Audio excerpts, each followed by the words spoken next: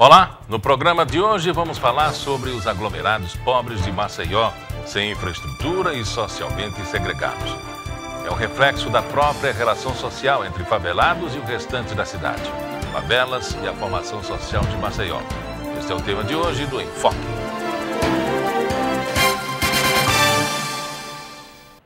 Boa noite. Para debater o tema do programa de hoje, convidamos para estar aqui conosco a socióloga Belmira Magalhães, professora da Universidade Federal de Alagoas.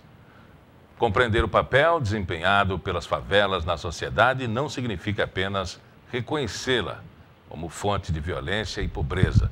Nesse bloco, vamos conhecer os efeitos dessa área habitacional na dinâmica de uma cidade como Maceió.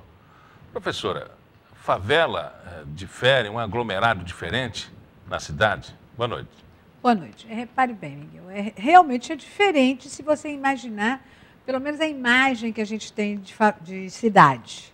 Qual é a imagem que as pessoas têm de cidade desde o início da modernidade? É um espaço em que você teria melhores condições de vida, transporte coletivo, né, saneamento. Então, com esse imaginário que a gente tem, que se cria da cidade, né, a favela entra nesse espaço como algo que não é dele, o que não deveria ser dele. Né? Mas o que a gente percebe é que ao longo da história da humanidade, né, as cidades, desde a modernidade, começam pequenas. A gente lembra de Paris, né, com Baudelaire falando, né, as cidades vão se colocando coisas boas, os bulevares, e as pessoas vão sendo mais pobres, né, das classes, vão sendo levadas para a periferia, que se chamava antigamente. Então, isso é próprio das formações da cidade. O centro, né? Depois os bairros nobres. Então, isso é o imaginário que a gente tem da cidade. Mas só isso não acontece. Você vai ter também, devido às relações sociais, a formação de lugares em que essa estrutura da cidade não se dá. Então, você não tem água encanada, você não tem esgoto, você não tem as outras atividades necessárias, centros de cultura, você não tem isso. E aí, a esses lugares, esse lugar é sempre visto, e é interessante que não é visto só pela população que se diz da cidade, o cidadão, mas é visto também pelas aglomerações, como se eles fossem alguma coisa incrustado num espaço já pronto, né?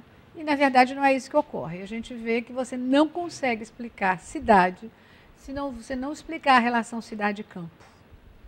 É dessa relação cidade-campo no Brasil. Estou falando no Brasil, porque a gente está falando do Brasil, mas não é só aqui. Mas no Brasil e no mundo moderno, de uma maneira geral, é que você vai começar a entender o que são os aglomerados dessa cidade. É um ciclo a partir do epicentro, né, da administração até a periferia. Até a periferia. Então, você tem, por exemplo, qual é a população que, na verdade, acaba se mobilizando e acaba morando nesses aglomerados, como a gente chama, que vão ter o nome de favela, palafitas, uma série de outras denominações, né? São populações normalmente oriundas do campo. Né? Que o trabalho, você vê que no Brasil, até a década de 30, 40, 50, o campo tinha muito mais, né, gente do que nas cidades. Hoje, 80, 85 a 90%, dependendo da cidade, da população mora nas grandes cidades ou nas cidades. Né? Mesmo que não sejam as grandes, as capitais, mas as cidades maiores. Por quê? Porque o campo se mecanizou, né, e com essa mecanização você vai expulsando mão de obra, né, e essa mão de obra vai para onde? Né? Antigamente a gente dizia os retirantes para São Paulo iam direto para São Paulo, mas São Paulo não aguenta mais receber essas populações. Então, na verdade, elas vão ficando pelo meio do caminho. Por quê, né, vão para a cidade? Porque nas cidades existe uma gama de atividade de subemprego, em que essas pessoas que normalmente não têm qualificação para os empregos da cidade, de uma maneira geral, formais, elas, de qualquer maneira, podem arranjar, e a palavra é arranjar mesmo, uma atividade que lhes dê algum sustento. mesmo sem a qualificação. Nesses grandes centros tem excessos, né? Ou sobras. Seria o caso? De pessoas? Não, de recursos. Não, eu não acho que sejam sobras, são atividades mesmo. Por exemplo, o emprego doméstico, o jardineiro, né? Você tem uma população nas cidades que tem um poder aquisitivo maior, o número é mínimo, mas existe, e que podem fazer uso desses serviços, né? Maior do que nem que se compara se você pensa no campo. Isso não tem no campo, né? Para você, já que você foi expulso da atividade formal do campo, do trabalho no campo, enquanto trabalhador rural, você vem para a cidade para viver dessa perspectiva de um trabalho arranjado, a gente chama, entre aspas, dos bicos, que você vai conseguir, hora um, hora outro, né? E qual é o grande problema em relação a isso? Aonde morar? Né? Não há habitação em quantidade suficiente, e não há mesmo, no Brasil não há em nenhuma cidade, que possa absorver essas pessoas dignamente, no sentido daquilo que a cidade diz que oferece. Água encanada, aquilo que a gente viu, esgoto, tudo isso que a gente viu, né?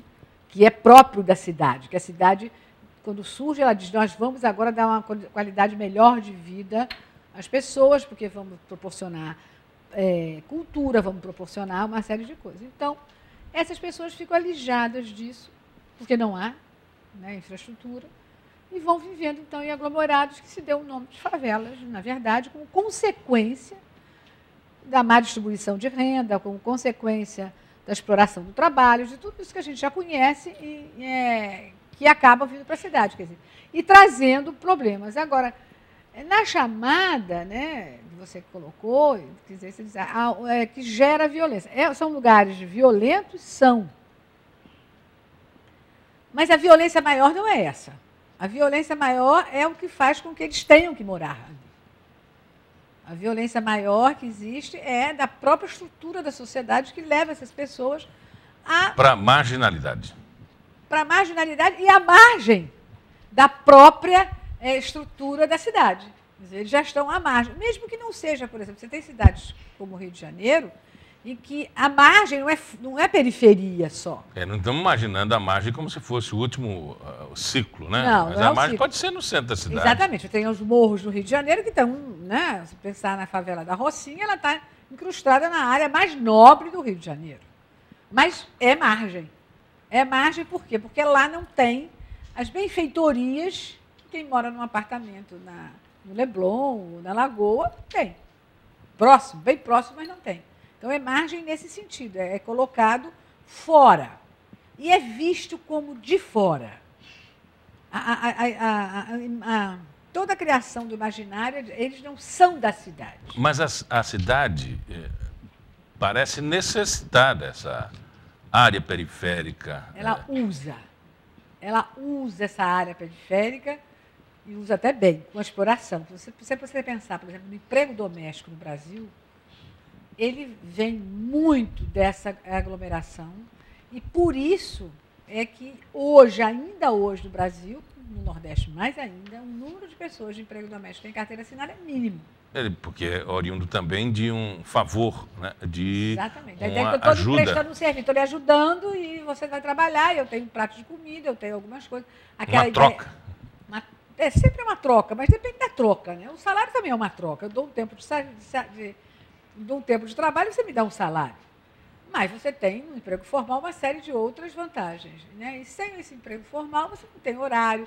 E mesmo a legislação não dá emprego doméstico.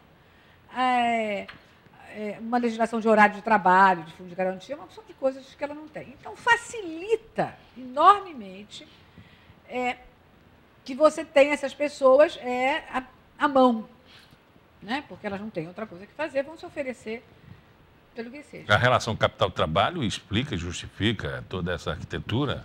É só essa relação que explica isso. Da forma como ela se dá, em sociedades, em cidades mais desenvolvidas, menos desenvolvidas, né? Como o caso de Alagoas. Né? A gente vai discutir mais Alagoas em si, mas o que eu quero colocar é que isso é um fenômeno mundial e um fenômeno principalmente dos países subdesenvolvidos. de uma maneira geral. Isso não é um privilégio nem um patrimônio brasileiro. Mas no Brasil isso é algo impressionante. Principalmente em regiões como as nossas, que você tem poucos polos de atração nesse sentido. O que são polos de atração? São polos de atração que permitam que as pessoas tenham atividades sublocadas, mas que tenham atividades. Como eu falei, vou fazer a unha na casa da fulana, vou fazer isso, vou fazer uma opção de coisa. Então, nós temos poucas cidades que têm uma população que pode pagar esses serviços. Uma população grande que possa pagar isso. Então, você vai ter a pessoa se dirigindo para essas mesmas cidades, que é o caso de Maceió, aquelas que podem dar mais isso. Você tem, por exemplo, o estado de São Paulo, hoje, por causa do grande número de pessoas em São Paulo, você já tem isso mais diversificado. Então, esses problemas que tem em São Paulo, tem em Campinas, bairro desse tipo. Tem em São Carlos, tem em Jales, em Ribeirão Preto, com violência, com tudo mais, entendeu? Então, na verdade, você tem isso disseminado pelas cidades do Brasil. No caso de Alagoas, ela está mais centrada em Maceió, porque é a cidade polo mesmo, embora você tenha outras, mas a distância é muito grande entre a primeira e a segunda em termos de serviço que ela pode oferecer. Vamos a um breve intervalo. Na volta, retornamos a discutir o enfoque desta semana, favelas e a formação social de Maceió. Até já.